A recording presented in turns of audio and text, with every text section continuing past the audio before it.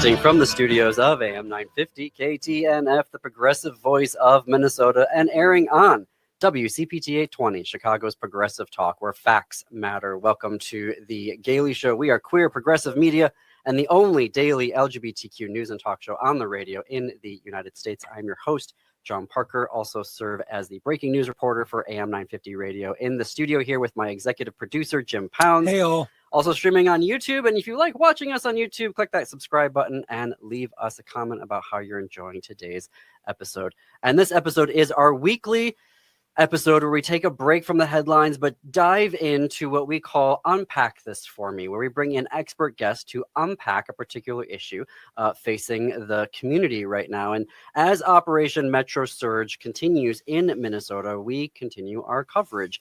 And we're going to focus today on the city of Columbia Heights, Minnesota. This city has been a major target of Operation Metro Surge. It is diverse. It is working class. It has its own Pride Festival every year. And of note, it is literally across the road from me. So this is my neighboring city. These are my neighbors. So our guest today, the first is well known to AM 950 radio listeners, Minnesota State Senator Mary Kunesh, who represents Columbia Heights as part of her district, District 39. Senator Kunesh chairs the Education Finance Committee in the State Senate. She's a founding member of the Native American and People of Color and Indigenous caucuses at the legislature and can be heard on AM 950 weekly on Native Roots Radio. Senator Kunesh, it's great to meet you. Hey, honey, wash day, everybody. Good morning. Thanks for inviting me here today. And as Columbia Heights is my neighbor, to be fully transparent, Senator Kunesh is my senator as I live in her district. And also joining us today is Elijah Norris-Holliday. Elijah is a candidate for Minnesota House District 39B, which represents Columbia Heights in the Minnesota House. He has served as planning manager for Ramsey Office of Safety and Justice, as a national consultant with the Annie E. Casey Foundation, and he founded Project Restore Minnesota, which is a private nonprofit social enterprise serving young adults 18 to 24 residing in the Twin Cities. Again, in full transparency, I live in House District 39B. Mr. Norris-Holliday, thank you for joining us today. Absolutely. Thank you for allowing me on the show, and I'm looking forward to a great conversation. So I'm very grateful to have both of you here to get these two perspectives of someone who has been in the legislature representing Columbia Heights and someone who is currently running to represent Columbia Heights in the legislature. So can we set the stage? Because I can share demographics all day long, but I'd love if both of you can share for our listeners about Columbia Heights, who that wonderful city is, your lived experience of it. Senator Kunesh, could we start with you? Certainly. I am very proud to represent the incredible community of Columbia Heights. We are one of the first ring suburbs coming out of Northeast Minneapolis. Very diverse. We're a very diverse community. We have, for a long time, had the largest Tibetan population outside of Tibet. We have a large Latino, Hispanic communities, as well as Somalians, and just a lot of really great diversity. And if you've ever driven up Central Avenue from Northeast all the way up, towards Fridley or University Avenue, Central Avenue, you will see just a plethora of fabulous small shops and restaurants that our immigrant neighbors have so lovingly shared with us. Those places, of course, are now really struggling with the siege that we are under. But we have really great schools. We have beautiful parks, for a long time, affordable housing, and just a really, really great place to live. Mm-hmm. And Mr. Norris-Holliday, can you share with us your lived experiences of Columbia Heights, the city you are aiming to represent in the Minnesota legislature? Yeah, absolutely. And I echo everything that the senator said. Columbia Heights is a great place. I spent a lot of time actually on Central Avenue. I frequent El Tequila, a Mexican restaurant that I love a lot. I actually go there probably a couple of times a week, no exaggeration. I was there a few times last week, and it's just extremely sad talking with the staff on why they're closing their shop early, why they're short staffed. People are truly afraid to operate their businesses. People are afraid to go out and to spend money in community, and that makes me sad. I frequent a lot of the restaurants and shops that are there. Oh, can you guys hear me okay? Yeah. Okay, perfect. I frequent a lot of shops and restaurants there. I actually golf over in that area. I frequent Columbia Learning Center. When the weather is nice, I love to golf. So I'm constantly over in that area. And it's just been sad to see what's happening. And what's happening right now with ICE and this occupation has definitely been personally impacting my family as well. And I'm sure I'll have the opportunity to share about some of those things. But it's a rich, diverse, immigrant-heavy community. So I'm not surprised that this has been the target of this administration. Okay, so we have been dealing with Operation Metro Surge for the past 2 months, going into our third. Senator Kunesh, what have the impacts been? What are you hearing from your voters? Well, when I think about it, I think about, the overall destruction of this impact on our communities. I think it's been 9 weeks now, maybe 10 weeks since I first witnessed my first ICE encounter. And it has been relentless up in my district ever since then. And when I say relentless, I mean all day long, we have ICE out and about, running through our communities, stopping indiscriminately often members of our community, pulling them out of their cars, taking them. And it's happened a number of times where they'll take these people, drive them around, figure out who they are. If they figure they're not a threat, they just let them out wherever. And we've heard that happen time and time again. You, of course, have heard of the abduction of our little 5-year-old Liam and his father, Adrian, who were finally returned to our community. So when we talk about the surge and we look at who are the most vulnerable, are our children. And our children are being terrorized. I go out every morning to different communities and do morning patrol with schools. And I see ICE early in the morning circling schools, parking nearby, intimidating not only those that are out to help kids get to school and to the school safely, but the community as well. And it's just, as I said, our shops, our economy up here has just been devastated by this. ICE will pull in and use those parking lots as their staging areas, or go back to certain shops, certain restaurants, time and time again throughout the day. And so many have had to close or either work reduced hours, which totally affects their ability to sustain their work and their families. But it's been really, really hard. And I'm just, constantly notified about actions that are happening across my district, not just in Columbia Heights. It is a quick follow-up on that, because we've heard so many stories of them apprehending somebody, putting them in the back of their car, multiple people back in their car, driving them around, and then, finding out, oh, okay, actually this person has valid immigrant or their green card. Have you gotten anything about why they're doing it that way? Like, why are they throwing people in the back of cars instead of saying, okay, we think that you are a person that may be undocumented. Let's talk to you, figure things out. And then maybe be like, oh, we don't have to throw this person and apprehend them into a back of a car. Like, have you, and I know trying to get anything out of DHS is like pulling teeth, but have you gotten any type of information as an elected official?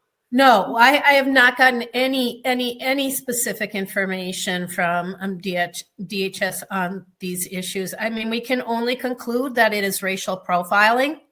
If your skin is dark, if your hair is dark, if you look like maybe you're from somewhere else, you're not a white person.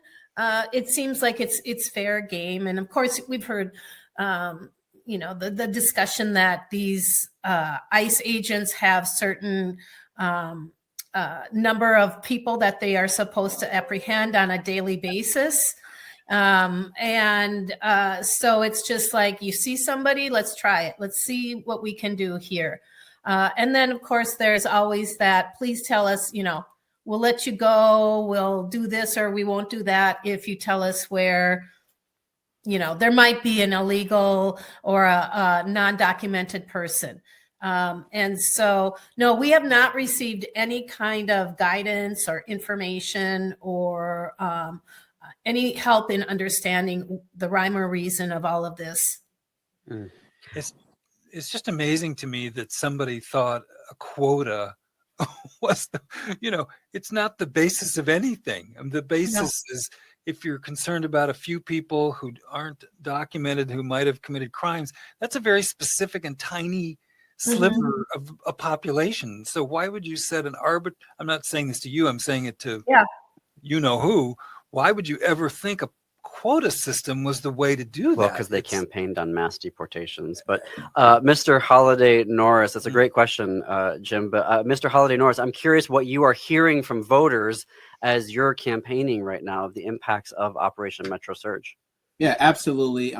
Across neighborhoods, folks are feeling a mix of fear, frustration, anxiety, and exhaustion, right? And I also want to put some of these things into context. We've experienced this before here in Minnesota. They made a lot of threats around not or the Muslim ban. I remember back being a college student at Winona State University, launching protests on campus, to fight back against the Muslim ban, attacking our Muslim communities. We have a high population of Muslims here in the state of Minnesota, part of the Somali community. And so we've been here before, just coming back from George Floyd and still healing through that. And so our community has been healing for a very long time. And I don't think we're at that point yet of we can say we've been healed, because we keep getting hit with thing after the thing, next thing after the next. And so it's been a mix of that fear, anxiety, frustration, especially within our immigrant families. They're feeling afraid to come outside, to go and do basic grocery store runs, to go get the healthcare that they need, to call 911 when there's an emergency, because they don't know if ICE is going to show up there to their house. And so what we've been trying to do is just be as present as possible with our community members, to show up and then to use the privilege that we have to be visible, to be out, to help them meet those basic needs and do the grocery shopping for them and helping them run the errands. I have to interrupt you. You've got a hard break here. We'll pick that up where the support that we can do when we come back. You're listening to The Gailey Show on AM 950 and WCPT 820.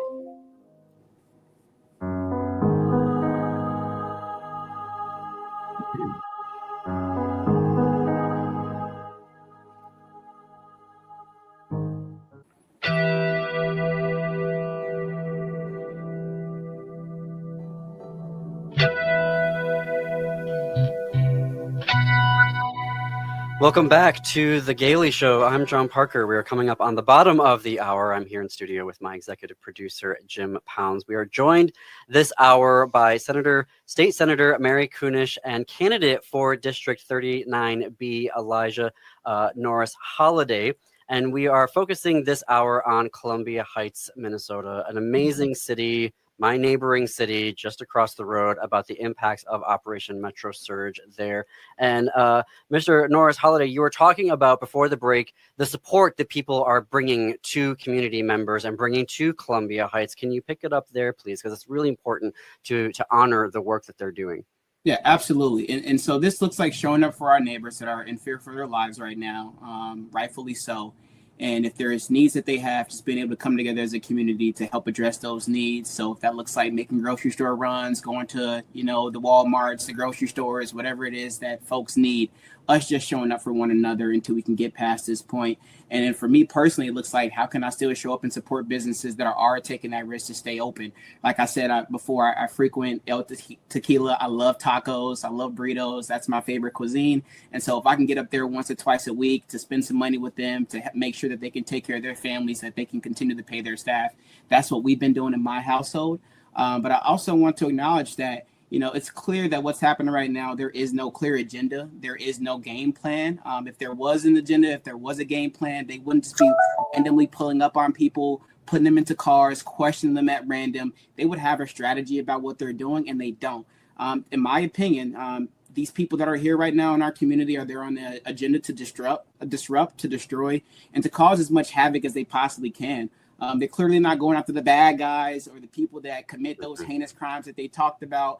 It's clear that they're going after our nurses. They're going after our teachers. They're going after the folks that are business owners in our community. They're going after parents. They're going after good people that are our neighbors. And all that's to cause fear. And Minnesota is very resilient. We're going to continue to fight back. We're going to continue to resist. Yeah.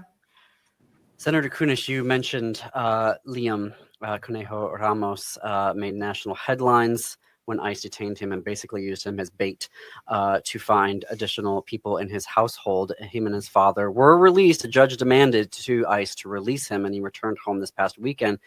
Schools, though, in Columbia Heights have been a huge target. School officials say that 25 parents have been detained. The principal of Liam's school had to take a second grader and a fifth grader to ICE's headquarters at the Whipple building last week. 4 students from that school are in a Texas detention facility where there is a measles outbreak happening. No. A bomb threat shut down the schools this past Monday, Columbia Heights schools. I mean, as a journalist, words that I reach for right now are catastrophe, humanitarian crisis in relation to the detention facilities. Senator Kunesh, as a state senator, as the chair of the Education and Finance Committee, what words are you using right now to describe the situation, and how you're going to describe it to your colleagues when you all go back into session here in just a couple weeks? The words that really come to mind is just devastation. Devastation for the progress that we have made in the last 4 years to counteract a lot of the things that happened or the consequences of the COVID period. So absenteeism and the mental health issues for not only our students, but the staff. We are going to have to, I've said this before, we are below ground zero once again. And so my focus in this next session will definitely be around how we are going to support schools that have been the most affected by ICE and the sort of things that you just described. It's not just the students. We have students of color, immigrant students, non-immigrant students that are terrified to come to school. We just had that bomb threat. They see their friends being threatened, their friends being taken away. These are their neighbors as well. And it feels like we are in a world war. There are so many issues. When Elijah talks about how we are doing mutual aid, the teachers are collecting food and supplies, that they're distributing it to their communities, to their students. But our school board members are also being targeted by ICE. ICE will sit outside their homes entire days. And this is happening in Fridley. This is happening in Columbia Heights. It's probably happening elsewhere. But they will sit outside the school board members' homes to intimidate them.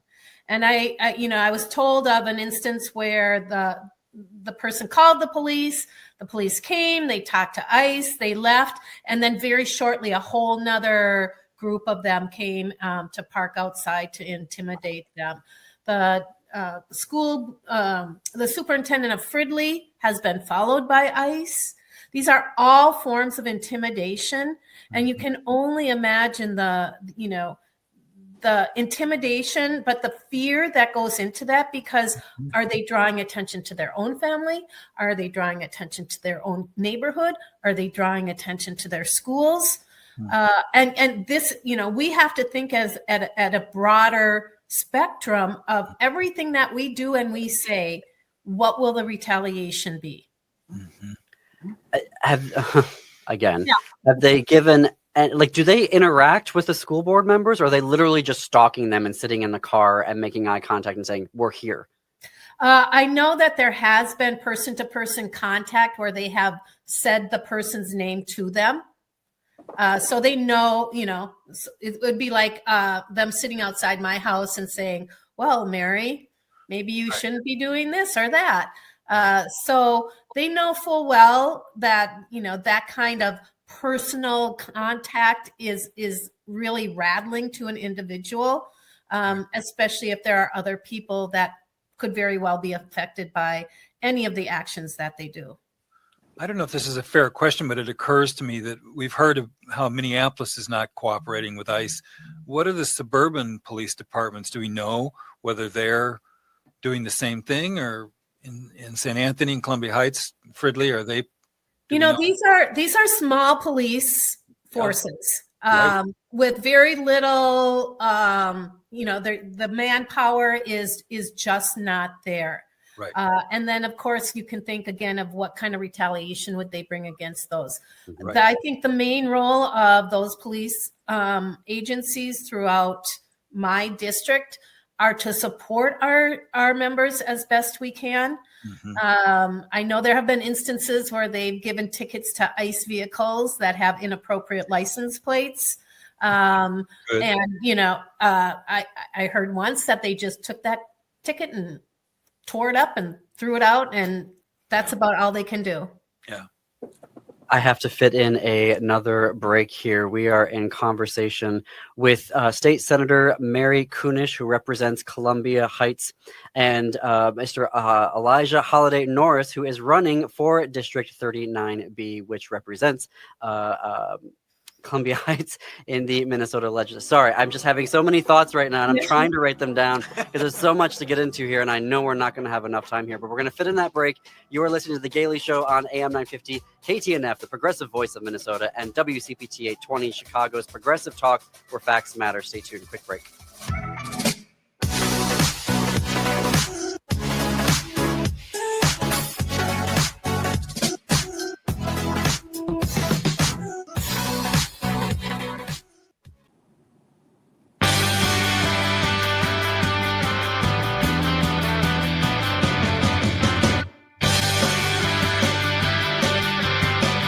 Coming to you from the studios of AM 950 KTNF, the progressive voice of Minnesota, and airing on WCPT 820, Chicago's progressive talk where facts matter. Welcome back to The Gailey Show.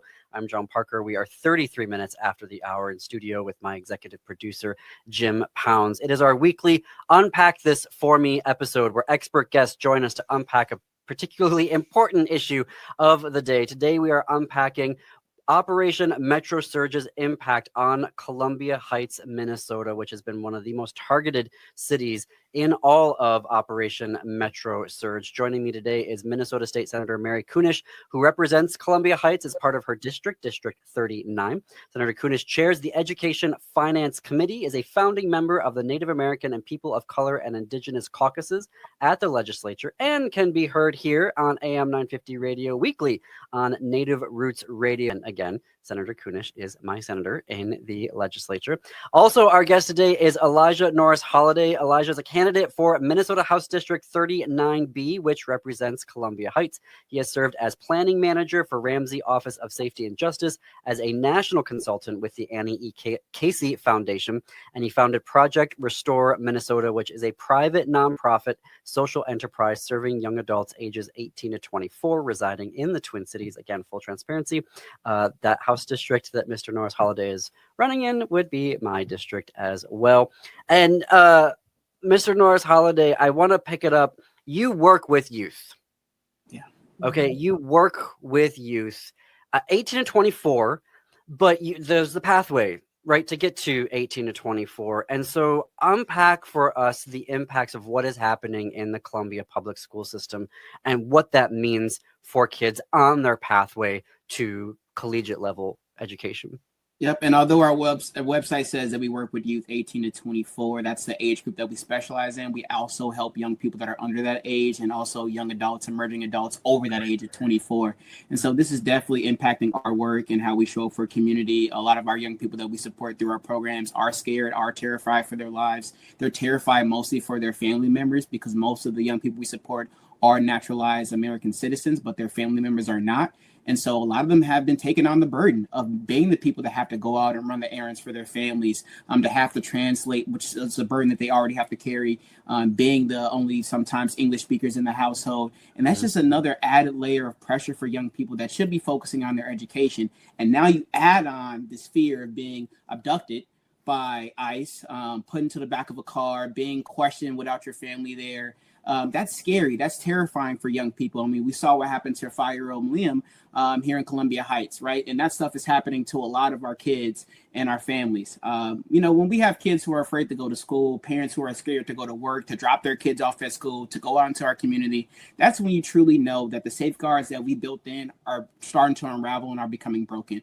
That's when we know that our democracy is slowly starting to unravel. The same values and protections and freedoms that we once held up in the air as trophies are now being drowned, honestly, with what's becoming an erosion of our American values. And it's sad. It's part of the reason why I'm running for office, and I'm going to continue to show up for community and support in the best ways I can. But we really need to lean on each other right now in these moments of uncertainty and just let folks know that love is going to prevail. We're not going to allow this hatred, this dehumanization of people to continue to move forward, especially not here in the state of Minnesota. Yeah. I'm curious. So it's been about a week or so since border czar Tom Homan has appeared, and Gregory Bovino has been kicked out of Minnesota. What has the impact been, if at all, in terms of a change? Everyone, national media likes to say that, oh, things have changed now in Minnesota. That is not really my perception of it, but I'm very curious for both of your perception of that. Senator Kunesh, start with you. What, if any, change has happened since Tom Homan has come here? Well, we haven't had anybody else murdered. That's one. But other than that, I really don't think that in our community, I don't think we feel like it's any better or less tempered. When Elijah talks about the effect on young people, Columbia Heights had a 17-year-old student that was taken from his car on his way to school. Another young girl who shouldn't have opened the door when they knocked and said police, but they did, and ended up taking her mom and her. Those things have not changed. They are still out there looking for anyone and everyone, maybe to fill their quorum. But I really haven't seen anything, and I don't think he ever really said things are going to change. The important thing here is that the reason that they supposedly came was to crack down on fraud and bad actors. Mm-hmm. And they have not made that effort to work with the local jurisdictions to identify, to get the proper documentation in order to access that person. But they just go randomly. They don't even use that pretend court paper anymore. They, at first they would kind of wave around a piece of paper and say, here's my search warrant or whatever. They don't even do that anymore. And that has not changed. How about for you, Mr. Norris-Holliday? Have you seen any, when you're talking to voters and talking to community members, you've experienced any change since Tom Homan showed up? The anxiety is still there. The fear is still there. The uncertainty is still there. I have experienced no changes. I haven't heard of any changes of people feeling that things have gotten better. In fact, a few friends of mine, but someone that's close to me, Jerome Treadwell, I'm sure you guys have heard that name in the media, a young person, activist, very driven, very smart kid, engaged in community, was picked up by ICE agents and brought to the federal building. I did call him this morning. He was released, but he was just telling me that he was there in handcuffs from his wrists to his ankles to his stomach. A kid that's never been arrested before, a young person that I've supported since he was 16 years old. This is what they're doing to our community. For people showing up and advocating and using their voice, they've been using fear tactics, arresting them unlawfully. And I'm glad that we have a separation of the powers that we have in this country, where we still have some independent judges that don't feed into the politics, that actually believe in the rule of law, and have been using their power to stay rooted in dignity and respect for others, and have been releasing people and giving them their fair day in trial in court. But without that, I'm afraid the real severity of what we would have, right? People staying long times in detention centers, being unlawfully detained and not being released. And so I am hopeful. I am glad that we still have folks that are in these positions of power using that power to do the right thing. But I haven't noticed any changes lately. Mm. One thing I will say, that community members are really stepping up. are really stepping up, especially when it comes to protecting our schools and our most vulnerable. And it's been really lovely to see how individuals that like they would say, I would never do this. I mean, I would watch it and say, good for you. I really am proud that you're doing these things. But now they're like, I just can't sit in my house and watch ICE drive by. Yeah. I can't sit and watch kids being taken or intimidated at school. And so, you know, the public, the community, they're tired, they're exhausted. They're just at the end of their rope. But what we're seeing is that more people are stepping in and saying, I know that you can't do this on your own. Let's build up our forces a little bit more so that some of us can take a break and the rest of us will step in and help when you can't. And it's amazing. It's just beautiful. We have a friend or an acquaintance who's helping some 42 families. You know, I'm obviously not going to identify who that is or how they're doing it, but this was somebody who just stepped up and said, well, I'm going to do it, not as part of an organization or just personal values. And now they're helping, like I say, 42 families. They tell her what they need and she makes it happen with other volunteers. That's been pretty remarkable to see. Yeah. You know, I was gonna say it's been interesting talking with people. Obviously, I've been making phone calls, going door to door, and a lot of people, as I'm reaching them, trying to get to their door to talk with them, they're heading out to go to a peaceful protest, right? A lot of people that I've been talking to said this is the first time that they've actually been this active before, and it's because people are tired, people are fed up, and people are truly I feel like being awakened to what's been happening in our country. And then also there's some national things that have been happening too. I just read a couple of days ago that a Democrat won in a red in Texas in a red district that was controlled and won in a large margin by the president just this past election. And they won by 14%, which is significant and huge. And I think that's because people are starting to realize what's happening in our country and they're tired and they're sick of it and they want to do something about it. We are talking with Minnesota State Senator Mary Kunesh and Mr. Elijah Norris-Holliday, who is running for Minnesota House District 39B. They were not expecting Minnesota. I think they completely underestimated us. I mean, organizers said between 75,000 and 100,000 people 2 Fridays ago at that march. Organizers saying around almost 50,000 at last Friday's march. We had such a successful strike day 2 Fridays ago, the day of truth and freedom, that I was on a call I was sitting in as a journalist on a call on Sunday night of folks that are like, how do we take this Minnesota's model to other areas? I would love for both of you to speak to that movement. It doesn't feel like it's just, neighbors. It feels like it is a large movement here in Minnesota that said, no. And I feel like it's also, and you can tell me if you feel the same way, it feels like this is the very first organized movement that stood up to this administration since he's come back into office. But maybe we can start with you, Senator Kunesh, if you feel the same way. Absolutely. I do think that this is retaliation for some of the things that have maybe were said during the last presidential election by our governor. But Minnesota is a great place to live, and our the resources that we provide to our community members are commendable. I interact a lot with other legislators around the country, and they are always like, "How did you do that? How did you do that so that kids don't have to pay for breakfast and lunch? How are you doing early childhood? How are you paying for college for kids whose families are under $80,000?" And because of that, I think that that we are that target, that we have that target on our back. And because we are like the Mecca in the Midwest, we are that North Star, surrounded by states that don't put our constituents very, very, very first.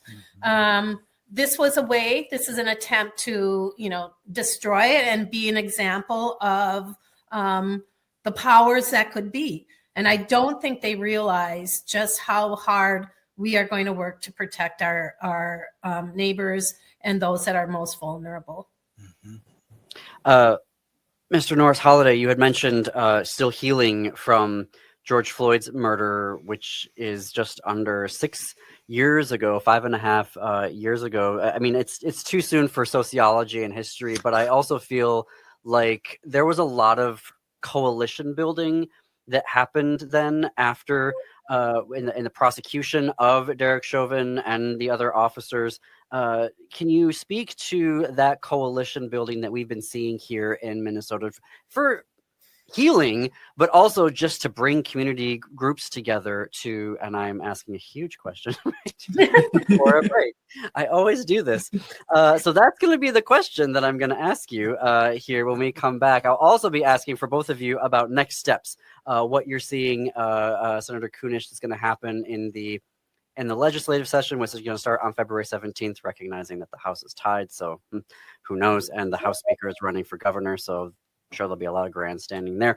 But for Mr. Norris-Holliday, I'll be curious to see what you're running on as well to address the situation as your campaign starts to heat up here as we get closer to the election. So I'll mention one quick thing that isn't a question, but I want to say that Robert Pilot taught me a lesson the other day.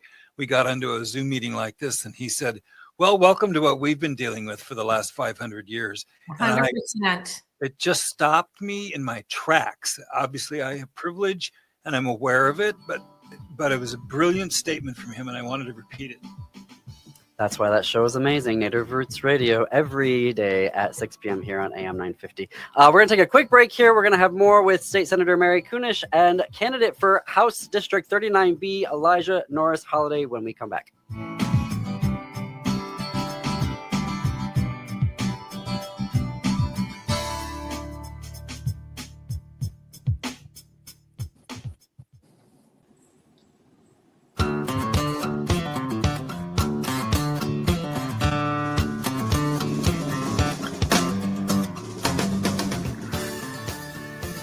Welcome back to the Gailey Show. I'm John Parker. We are coming up already on the top of the hour. My guests today are State Senator Mary Kunesh and candidate for House District 39B, Mr. Elijah Norris-Holliday.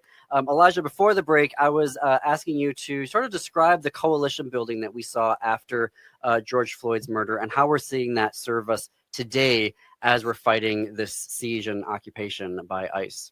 Yeah, absolutely. As one of the people that was out there the next morning of during the murder of George Floyd and has experienced firsthand that tragic event. I mean, it was really sad for me. Actually, a story. I quit my job that morning, and my roommates, they remind me of this all the time, of when I really stepped into community development, community activism.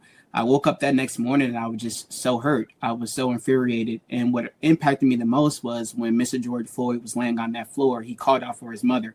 Yeah. And I recently lost my mother in 2018, and he died in 2020. And so that just resonated with me, a man in that great state of fear like that, calling out for his mother. And so I actually quit my job that morning. I organized some of my neighbors, some of the young people that were supporting me. And we went out there and we were peacefully protesting. We were gathering people together. We were making our voices known. And we quickly saw more and more groups coming together, more and more folks using their voices. And it actually ended up becoming a national movement and an international movement, all started here in Minnesota. And I think we have a reputation for doing that, for banding together, to being so loud in our state that it echoes across this country, that it echoes across this world that we're in. And I think this moment is the same thing. It brings back flashbacks and memories of what that was like during George Floyd.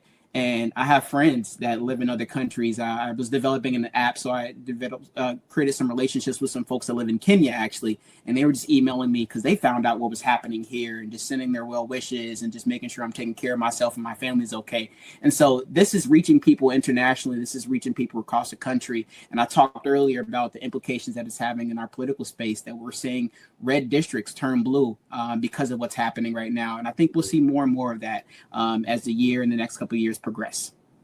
Yeah. It did not surprise me when they cut out BCA out of investigation, because BCA, I believe, I mean, someone fact check me if I'm wrong, but I believe Minnesota is the only state that has successfully prosecuted an officer for murdering a citizen.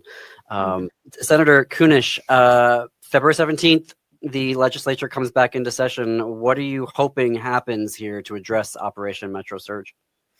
Well, I do believe there will be legislation around creating sanctuary space around schools and vulnerable locations like hospitals. We've heard the stories of ICE going into hospitals, handcuffing or zip tying a person to their bed, staying there while they're being examined, all of those sort of things. But I have a feeling this will be a really hard session when we start to discuss the truth of the matter. And there are individuals that either won't accept the truth or deny the truth. That happens a lot. People will say that didn't happen, that doesn't happen. And we know for sure that it actually does. And so I think there will be a lot of discussion around civil rights and excuse me, how we protect each other. I've given up on waiting for Republicans to stand up to this administration, but I did think it was very interesting when a top 3 gubernatorial candidate for the GOP nomination 2 days after Alex Preddy's murder said, "I'm not only quitting the race, I am no longer a member of the GOP." I thought, wow. Maybe there'll be enough folks, or at least one person in the Minnesota House that will have a conscience and say, no, we need to get some real legislation passed here. We'll see. Mr. Norris-Holliday, I've got just under a couple minutes here, but what are you campaigning on as issues that you would like to bring to the legislature? Obviously, this would be in 2027 that you'd like to see as it relates to ICE and DHS. Yes, absolutely. So my stance right now is to defend due process and constitutional rights, no exceptions to that. To draw clear lines between our local government and their responsibilities with immigration enforcement, including our police departments, as well as the federal government. As the senator said, to protect our schools, our hospitals, our places of worship as safe spaces for community.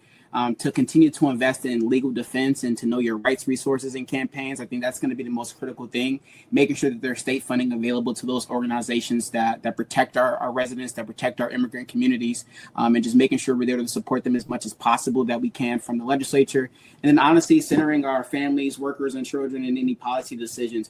I really lead my work as being a collaborator, working with people. I hate to make decisions on behalf of people without having them there at the table with me. And so what I would do is just continue to show up, be present, to talk with my neighbors, to talk with my community, to talk with people most impacted by these things. And hopefully we can all come together and come up with solutions that keep them safe. Yeah. Absolutely. How do folks connect with both of you? I'm sure your constituents know how to do that, but just to remind folks, Senator Kunesh, how do folks connect with you? Well, they can email me at my office, and my email is sen.mary.kunesh@mnsenate.gov. You can Google that and find it on the web. But my community knows how to reach me, and just really proud to be able to represent these community members in our District 39. We're lucky to have you. Thank you. Thanks so much. And Mr. Norris-Holliday, how do folks connect with you in your campaign? Yes, best way to connect with me will be either through email or a phone call. I'm one of those young people that, I'm at that cusp. I still like to call people. I'm not really big on texting.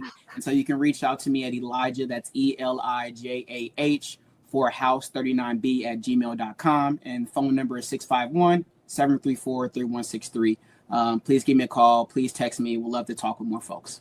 Perfect. Thank you both for joining me here today and lifting up and keeping in our thoughts Columbia Heights. Lots of love to folks who are listening right now from Columbia Heights, and we've got you and we're supporting you, and we're going to find a way to get through this and have some accountability. Get out there and support those businesses. Yes. Make that a priority.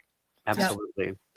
All right. Thank you again, both of you, for joining us here today. Up next on WCPTA 20 is Democracy Now!